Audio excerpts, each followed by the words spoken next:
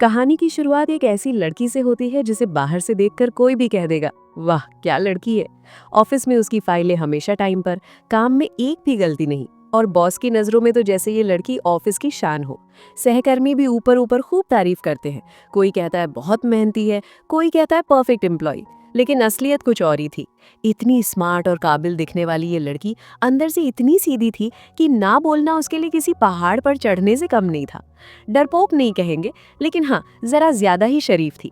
एक दिन की बात है, रात को उसका अपने बॉयफ्रेंड के साथ मिलने का प्लान था। उसने मनी मन सोच लिया था, आज जल्दी निकलूंगी, थोड़ा तैयार भी हो जाऊंगी। तभी जैसे ही वो बैग उठाकर निकलने वाली होती है, सामने बॉस टपक पड़ते हैं। मुस्कुराते हुए ढेर सारी फाइलें थमा देते और बोलते हैं, ये आज ही चाहिए। लड़की चाहकर भी मना नहीं कर पाती, बस हल्की सी मुस्कान के साथ सिर हिला देती है। नतीजा, डेट गई पानी में। इतना ही नहीं, क्योंकि उसने काम के लिए हाँ कर दी थी, इसलिए पूरी टीम को भी रुकना पड़ा। अब जो सहकर्मी दिन में तारीफ कर रहे थे, वही पीछे पीछे ताने मारने लगे। कोई कहता है हर बार यही करती है, कोई बोलता है हीरो बनने का शौक है। ये सब सुनकर उसका दिल और दिमाग दोनों भारी हो जाते हैं।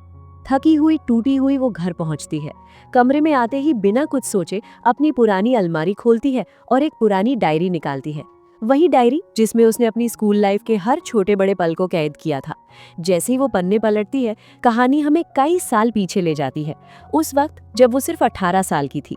स्कूल के दिनों में वो बिल्कुल सादा सी लड़की थी, न फैशन की समझ, न स्टाइल की फिक्र। जैसे उठी वैसे ही निकल पड़ी, यही उसका तरीका था।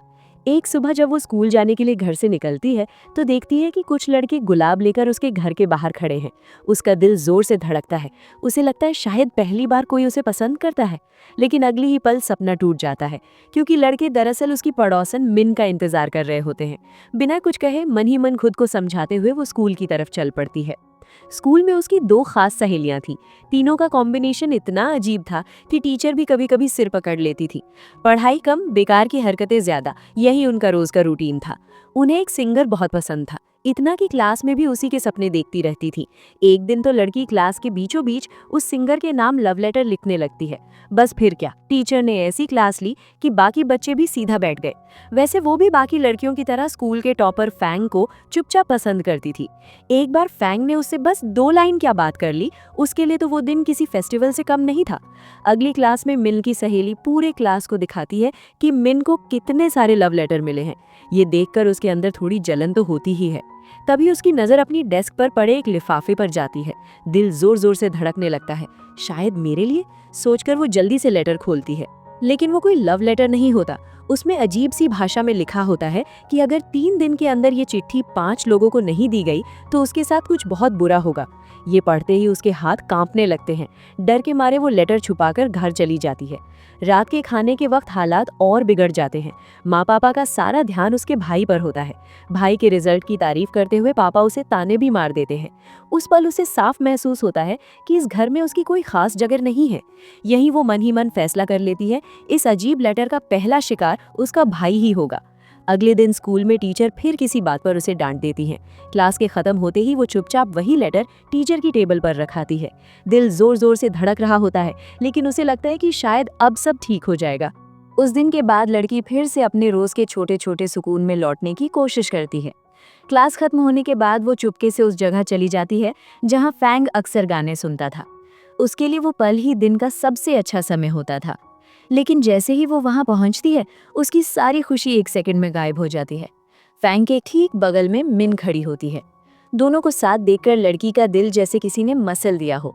गुस्से और जलन में वो बिना ज्यादा सोचे अगला लेटर उठाती है और सीधे मिन के घर के लेटर बॉक्स में डाल आती है।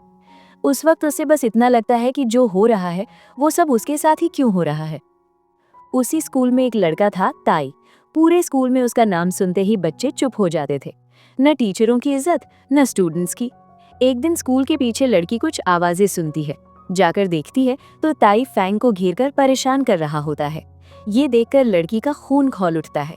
उसी पल वो तय कर लेती है, अब अगला लेटर ताई को ही मिलेगा। प्लान के मुताबिक वो ताई की क्लास में जाती है और मौका देकर चुपचाप लेटर उसके बैग में डाल देती है। कुछ देर बाद जब ताई को बैग में वो लिफाफा मिलता है तो उसका दिमाग कुछ और ही फिल्म चलाने लगता है। उसे लगता है किसी ने उसे लव लेटर दिया है। खुशी के मारे वो सड़क के बीच खड़ा होकर लेटर खोलता है और तभी एक कार आकर उसे टक्कर मार देती है। कुछ दिन बाद स्कूल की कैंटीन में लड़की देखती है कि ताई लंगड़ाता हुआ चल रहा है, पैर पर मोटी सी पट्टी बंधी है। उसे समझते देर नहीं लगती कि ये सब उसी लेटर की वजह से हुआ है। ये सोचकर वो अंदर से कांप जाती है। इसी बीच स्कूल का फाइनल रिजल्ट आता है। फैंग फिर से टॉपर बन जाता है। टीचर ग्राउंड में सब बच्चों को इकट्ठा करके भाषण दे रहे होते हैं। उधर ताई के दोस्त क्लासरूम दर क्लासरूम घूम रहे होते हैं, ये पता लगाने के लिए कि वो लेटर आखिर आया कहाँ से था। खोजते उन्हें लड़की की डेस्क पर वही छोटा सा स्टिकर दिख जाता है जो लेटर के पीछे लगा हुआ था। स्कूल के बाद जब लड़की घर की तरफ जा रही होती है, तभी ताई के दोस्त उसका रास्ता रोक लेते हैं। उन्हें देखकर ही उसे समझ आ जाता है कि अब सब खुल चुका है।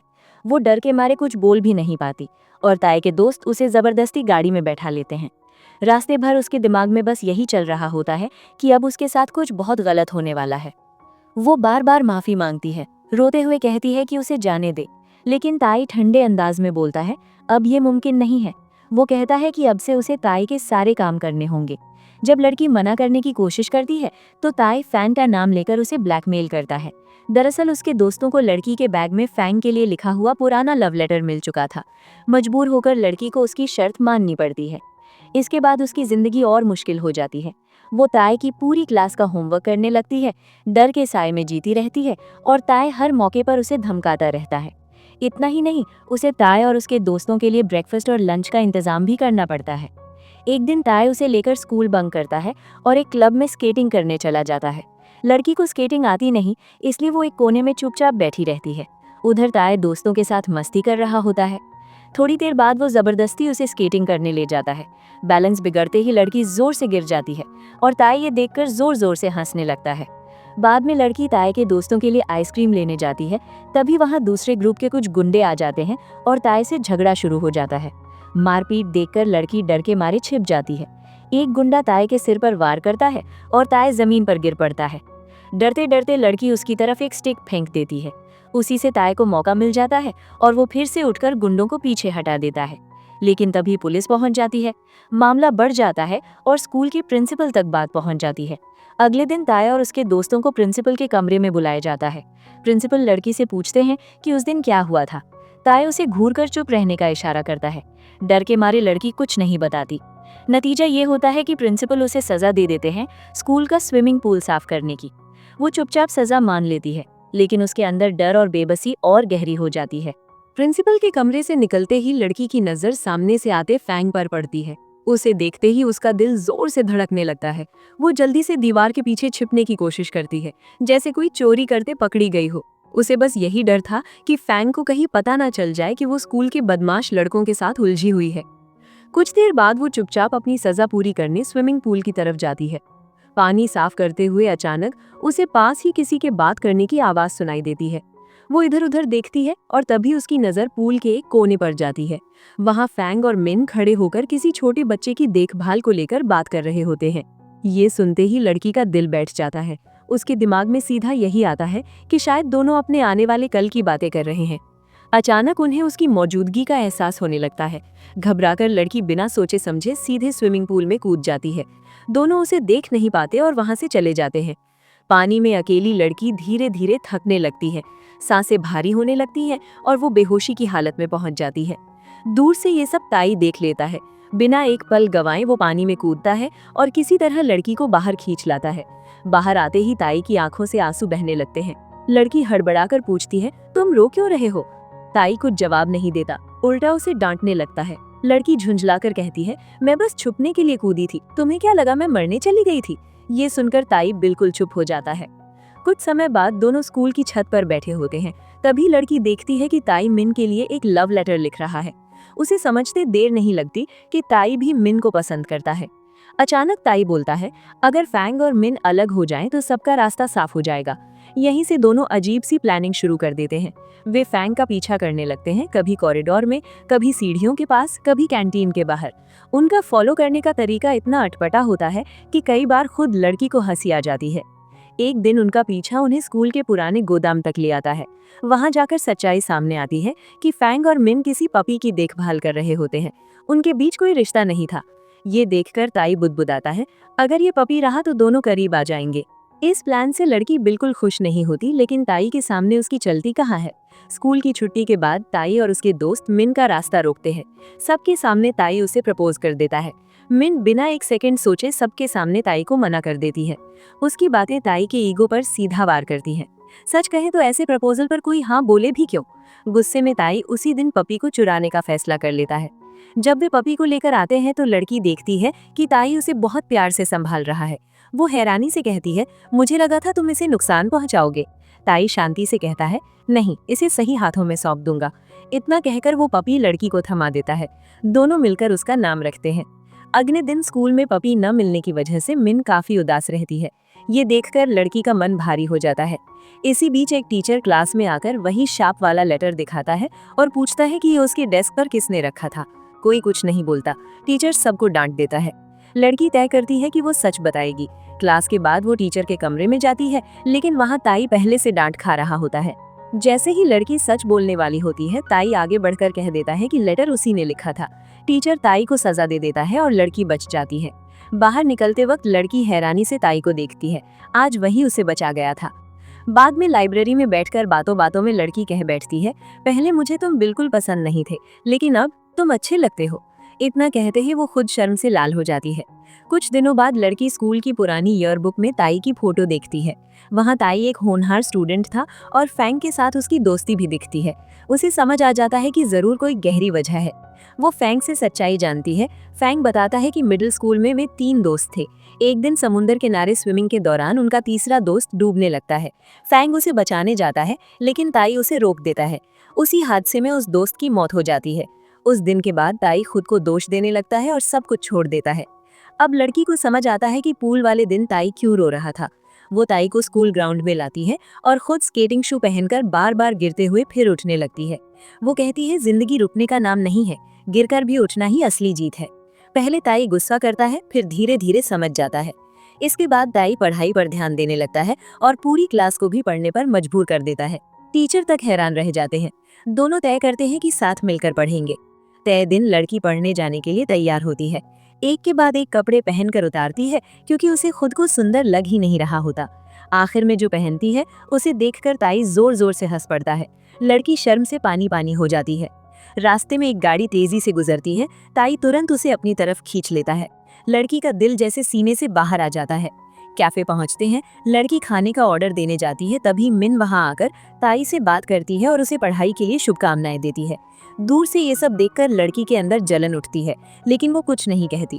अगले दिन उसे पता चलता है कि मिन अब ताई को पसंद करने लगी है। ये बात उसके लिए किसी झटके से कम नहीं होती। कुछ दिनों बाद लड़की अपने पसंदीदा सिंगर एडी का पोस्टर देखकर उसे गले लगा लेती है। ताई मुस्कुराकर कहता है, एक दिन मैं तुम्हें एडी के लाइव शो में जरूर लेकर जाऊंगा। इसी उम्मीद और नए जज्बे के साथ दोनों फाइनल एग्जाम की तैयारी में लग जाते हैं। पढ़ाई के बीच एक दिन ताई अचानक लड़की की तरफ हाथ बढ़ाता है। उसके हाथ में एडी की एक छोटी सी चाबी की रिंग होती है। तुम्हारे लिए, बस इतना ही कहता है।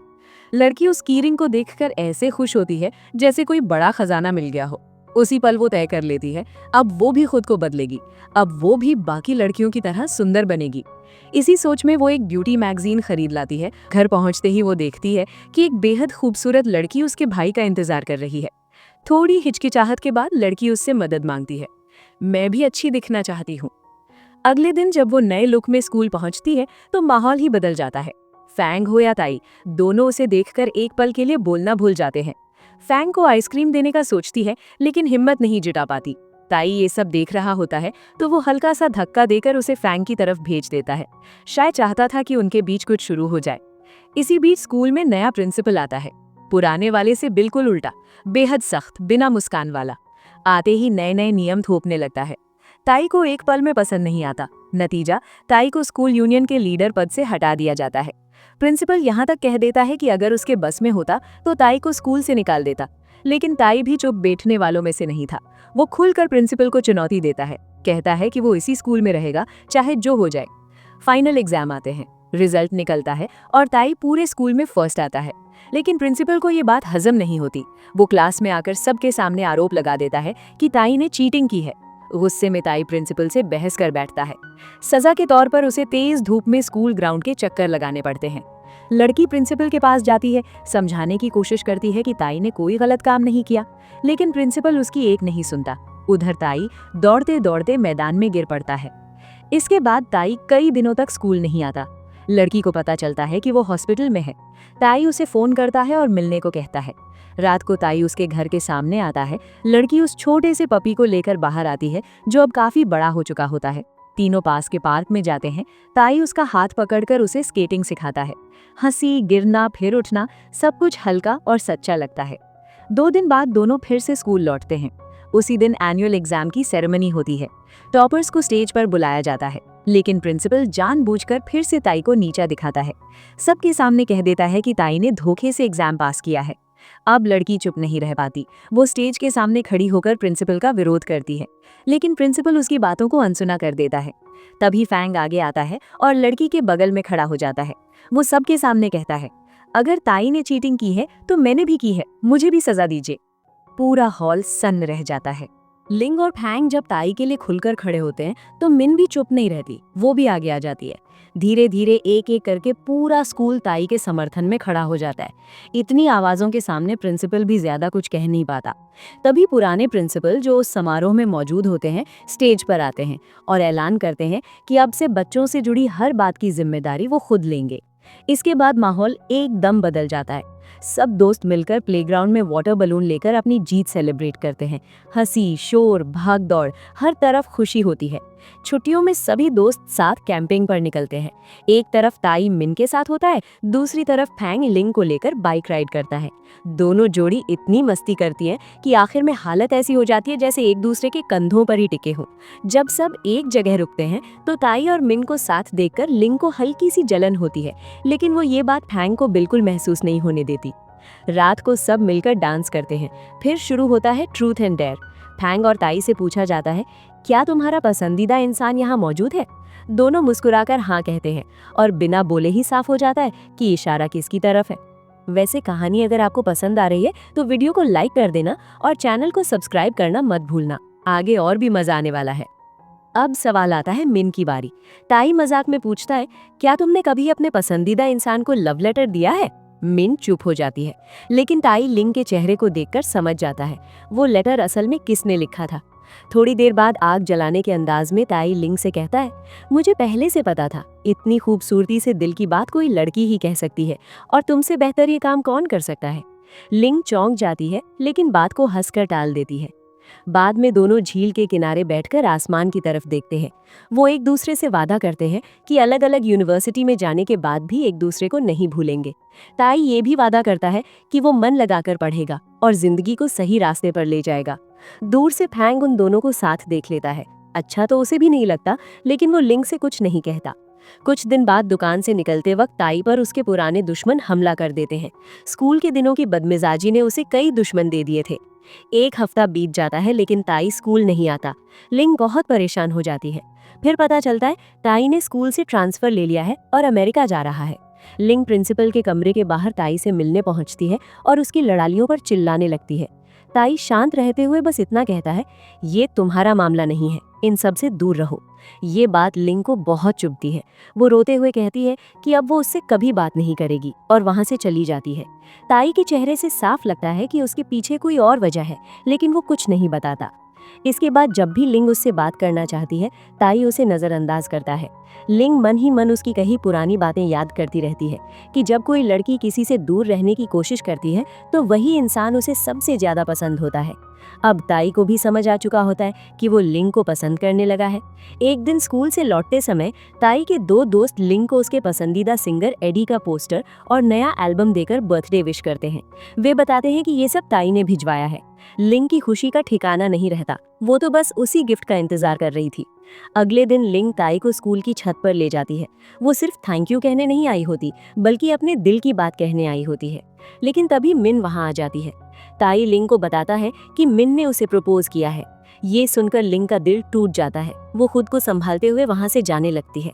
तभी जोरदार बारिश शुरू हो जाती है। फिसलकर लिंग छत पर गिर जाती है। ताई मदद के लिए आगे बढ़ता है, लेकिन लिंग उसे रोककर वहां से भाग जाती है। अकेले बैठकर वो फूट फूट कर रोती है, ये सोचकर कि जिसे वो इतने समय से पसंद करती आई थी, वही इंसान आज भी उसके दिल को समझ नहीं पाया। अगले दिन जब लिंग स्कूल आती है तो देखती है मिन क्लास में बैठी रो रही है। लिंग को धीरे धीरे ये पता चलता है कि ताई ने मिन से रिश्ता खत्म कर लिया है और स्कूल छोड़कर विदेश चला गया है।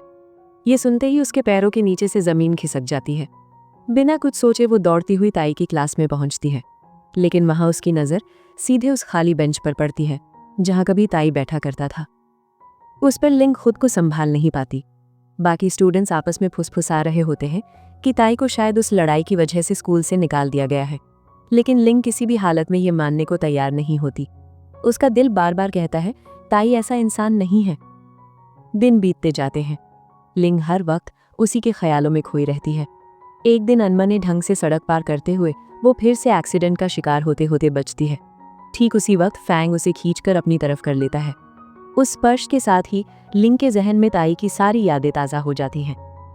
कुछ दिन बाद फैंग उसे मिलने बुलाता है। शांत आवाज में वो कहता है, लिंग, तुम्हें याद है कैंपिंग वाला दिन जब तुम और ताई झील के किनारे बैठे थे? मैं दूर से तुम दोनों को देख रहा था। ताई ने भी मुझे देख लिया था। बाद में वो मेरे पास आया। फैंग आगे बताता है, मैंने उसे पूछा था कि जब सबके सामने पूछा गया था कि जिसे वो पसंद करता है क्या वो यहाँ है, तो उसने हाँ क्यों कहा? लिंग, वो हाँ मिन के लिए नहीं थी, वो हाँ तुम्हारे लिए थी। लिंग की आंखें भर आती हैं। फैंग बोलता रहता है, उस दिन ताई ने मुझे सब बताया, कैसे वो धीरे धीरे तुम्हें प्यार करने लगा। स्कूल के शुरुआती दिनों में जब उसने वो शार्प वाला लेटर पढ़ा था, उसी दिन उसका एक्सीडेंट हुआ। उसी लेटर की वजह से तुम दोनों की दोस्ती शुरू हुई। वो थोड़ी देर रुककर कहता है, लेकिन उस एक्सीडेंट में उसके सिर में गंभीर चोट लगी थी। बाद में लड़ाइयों के दौरान भी उसे कई बार सिर में चोट आई। डॉक्टर ने बताया कि उसके दिमाग में खून जम गया है और इलाज के लिए उसे बाहर जाना जरूरी है। लिंग सन रह जाती है। फैंग आगे कहता है, प्रिंसिपल को सच बताने पर उन्होंने ही उसे विदेश जाने की परमिशन दिलाई थी। जो एक हफ्ता वो स्कूल नहीं आया, वो दरअसल अस्पताल में था, और उसी इलाज के दौरान भी उसने प्रिंसिपल की इजाज़त से परीक्षा दी, क्योंकि उसने तुमसे वादा किया था कि पढ़ाई नहीं छोड़ेगा। अब लिंग की आंखों से आंसू रुकते नहीं। उसे स्कूल से निकाला नहीं गया था। फैंग कहता है, वो तो इलाज के लिए जाने की तैयारी कर रहा था। जाने से पहले उसने मुझसे कहा था कि मैं तुम्हारा ध्यान रखूं। फैंग मुस्कुराकर जोड़ता है, जो मैथ्स के नोट्स मैंने तुम्हें दिए थे वो मैंने नहीं बनाए थे, वो ताई ने तुम्हारे लिए बनाए थे। और जब तुम अनमनी होकर सड़कों पर चलती हो, ये बात भी उसने ही मुझे बताई थी। लिंग का दिल टूटने लगता है। वो तुमसे दूर इसलिए गया, फैंग कहता है, क्योंकि वो अपने इलाज को लेकर परेशान था। उसे लगा कि तुम्हारा प्यार कोई और है, इसलिए वो अपने जज्बात छुपाकर भी तुम्हारे साथ खड़ा रहा। फैंग आखिरी बात कहता है, तुम्हारे जन्मदिन की रात वो तुम्हारे लिए एडी का कैसेट और पोस्टर लेकर आ रहा था, लेकिन रास्ते में उसके पुराने दुश्मनों ने उस पर हमला कर दिया। इतनी चोटों के बाद भी वो तुम्हारे लिए लाया गिफ्ट संभाल कर तुम्हारे पास पहुंचाया। ये सुनते ही लिंग फूट फूट कर रोने लगती है। घर लौटकर वो कांपते हाथों से ताई का दिया हुआ कैसेट चलाती है। कैसेट से ताई की आवाज आती है, लिंग, उस शाप की चिट्ठी के बाद ही मैं तुम्हें पसंद करने लगा था। तुम्हारा भोलापन, तुम्हारा गुस्सा, तुम्हारी मजेदार बातें, सब मुझे तुम्हारे और करीब ले आती थी। लेकिन मैं जानता हूं तुम्हारा प्यार कोई और है। अगर मैं कभी तुम्हारे सामने ना रहूं तो आसमान की तरफ देखकर बस इतना कहना चाहता हूं, आज हो या कल, हर वक्त मैं बस तुम्हें ही प्यार करता हूं। आवाज धीमी पड़ जाती है और कहानी फिर से वर्तमान में लौट आती है। आज भी लिंग अक्सर चुपचाप आसमान की तरफ देखती रहती है। उसे लगता है जैसे एक ही रात में उसकी पूरी जिंदगी, उसकी स्कूल लाइफ, उसकी अधूरी बातें सब एक एक करके उसके सामने घूम गई हों। अगले दिन वो बिल्कुल बदले हुए मन से ऑफिस पहुंचती है। बॉस कुछ कह पाते उससे पहले ही वो अपना इस्तीफा टेबल पर रख देती है और बिना पीछे देखे बाहर निकल जाती है। टीम के लोग हैरानी से उसे देखते रह जाते हैं। उन्होंने कभी लिंग को इतना निडर नहीं देखा था। बाद में उसका बॉयफ्रेंड भी नौकरी छोड़ने को लेकर सवाल करता है। लिंग पहली बार बिना घबराए साफ साफ कह देती है, अब ये रिश्ता भी यहीं खत्म, क्योंकि उसे समझ आ चुका था कि जिंदगी समझौते के नाम पर जीने के लिए नहीं होती। कुछ दिनों बाद उसे पता चलता है कि उसके पसंदीदा सिंगर एडी का कॉन्सर्ट होने वाला है, लेकिन उसने आज तक कभी कोई लाइव कॉन्सर्ट नहीं देखा था। ये सोचकर उसका मन थोड़ा उदास हो जाता है। एक शाम वो अकेले पार्क में बैठी होती है, तभी अचानक उसके सामने वही चेहरा आ जाता है, एडी। एक पल को उसे लगता है जैसे वो सपना देख रही हो। सेल्फी लेते वक्त वो इतनी घबरा जाती है कि कुछ उल्टा सीधा कर बैठती है। जाने से पहले एडी उससे कहता है कि वो उसके कॉन्सर्ट में जरूर आए। लिंग झिझकते हुए कहती है कि उसके पास टिकट नहीं है। एडी मुस्कुराकर उसे अपनी सेक्रेटरी का नंबर देता है और कहता है, कॉन्सर्ट से पहले कॉल करना। कॉन्सर्ट वाली रात हॉल के बाहर खड़ी लिंग कांपते हाथों से उस नंबर पर फोन करती है। जैसे ही सामने वाला मुड़कर देखता है, वो ताई होता है। इतने सालों बाद ताई को सामने देखकर लिंग की आंखें भर आती हैं।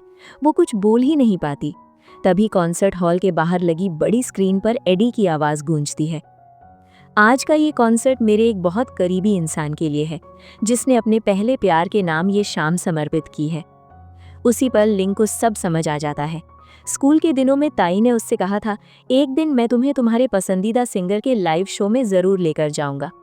आज ताई ने वो वादा पूरा कर दिया था। उसने अपने प्यार के सपने को सच करने के लिए खुद को एडी के साथ जोड़ लिया था। वो सिर्फ उसका असिस्टेंट नहीं बना था, वो अपने प्यार को निभाने का रास्ता चुन चुका था। लिंग की आंखों से आंसू बहते हैं। वो ताई के पास जाती है। इस बार कोई डर नहीं, कोई गलतफहमी नहीं, बस दो दिल जो आखिरकार एक दूसरे को समझ पाए। और इस तरह बहुत उतार चढ़ाव के बाद लिंग और ताई की कहानी अपने हैप्पी एंडिंग तक पहुंचती है। अगर ये कहानी आपको छू गई हो, अगर लिंग और ताई का सफ़र आपको अच्छा लगा हो, तो नीचे कमेंट में अपना प्यार ज़रूर लिखिए। आपका एक कमेंट, एक सपोर्ट हमारे लिए बहुत मायने रखता है। धन्यवाद इस कहानी का हिस्सा बनने के लिए।